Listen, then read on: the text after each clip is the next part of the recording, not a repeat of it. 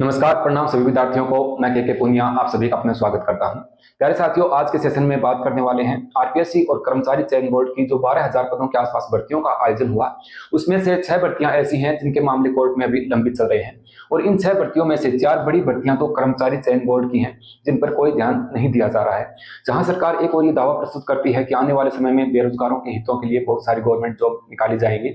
CET स्नातक स्तर का एग्जाम भी हो चुका है, सीईटी 12th लेवल का एग्जाम जो है वो भी हो चुका है, और आने वाले समय में कैलेंडर भी जारी कर दिया है नई भर्तियों का। तो सरकार पीछे की भर्तियों पर यहाँ कोई ध्यान नहीं दे रही है। इसी बात के अंतर्गत ये 4 बड़ी भर्तियां कौन सी हैं, इनको हम देखने वाले हैं।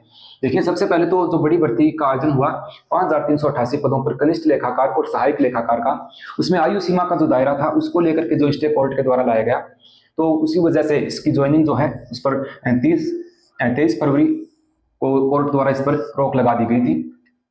इसमें जो मामला जो लंबित है वो इस प्रकार से है कि 21 साल से कम आयु के जो अभ्यर्थी थे उन्होंने भी इसमें आवेदन किया है, जबकि सीईटी में 18 वर्ष आयु सीमा मांगी गई थी। उसी के आधार पर बच्चों ने यहाँ पर जो याचिका लगाई थी उसी को लेकर के 23 फरवरी को 2024 को यहाँ पर कोर्ट द्वारा स्टे इस पर लिया गया था।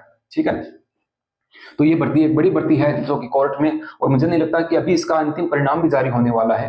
अगर ये रोक नहीं हटती है तो इसकी नियुक्ति प्रक्रिया जो है उस पर रोक लगेगी, तो ये काफी डिले हो जाता है इन चीजों की वजह से। यहाँ जो अपने अध्यक्ष महोदय हैं कर्मचारी चयन बोर्ड के, उनको भी इस ओर ध्यान देना चाहिए आवश्यक रूप से।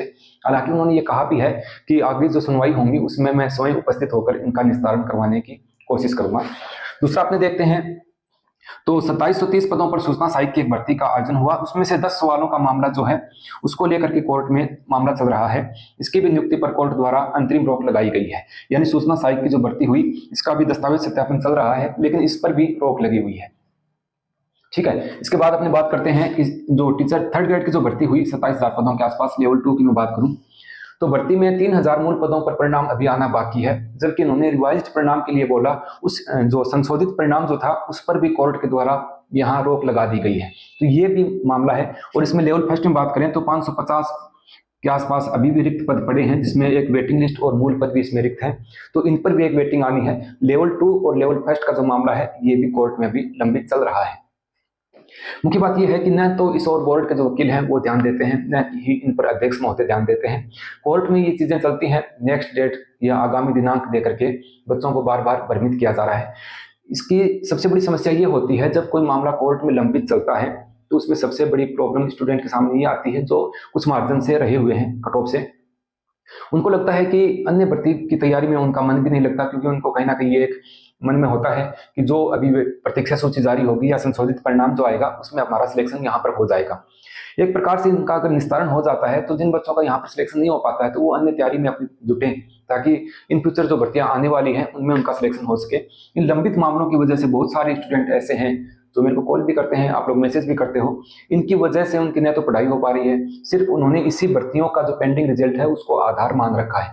तो सरकार को आवश्यक रूप से इन चीजों पर ध्यान देना चाहिए। लेवल फर्स्ट और लेवल 2 का मामला जो है वो भी कोर्ट में लंबित चल रहा है। अपनी बात करें वीडियो भर्ती के बारे में तो ग्राम विकास अधिकारी की भर्ती जो 2021 में इसका आयोजन हुआ, और इसमें लगभग 700 पद ऐसे हैं जो अभी रिक्त हैं, और काफी समय से बच्चे इसके लिए प्रयास कर रहे हैं। अभी जो सुनवाई हुई उसको आगे बढ़ा करके इन्होंने जो 19 तारीख को सुनवाई हुई 2 दिसंबर सुनवाई दे दी। 2 दिसंबर को भी कोई निस्तारण नहीं करेंगे, आगे फिर डेट देते हैं। बच्चे इस भर्ती को लेकर के पिछले 1 साल से लगातार प्रयास कर रहे हैं, कभी पंचायती राज विभाग में गए हैं, कभी अपने नस्ट बोर्ड जाते हैं, कभी कहीं पर जाते हैं।